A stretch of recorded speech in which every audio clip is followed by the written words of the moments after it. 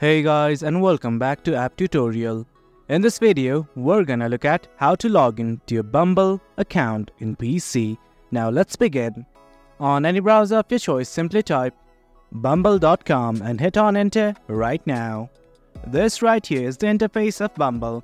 Well, right here, you cannot see the sign in button. What you need to do is simply scroll down, and almost at the bottom, you'll see a sign in button. Simply click on it.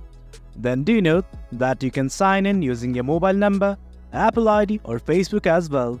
Currently, I'm gonna enter my mobile number right here.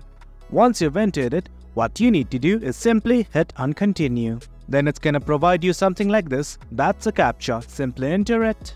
Once everything's done, it's gonna send you a OTP in the mobile number. Simply enter the OTP right here. And guys, that's it. Once again, it might ask you for a CAPTCHA. Simply enter it. And guys, that's how you log in to your Bumble account in PC.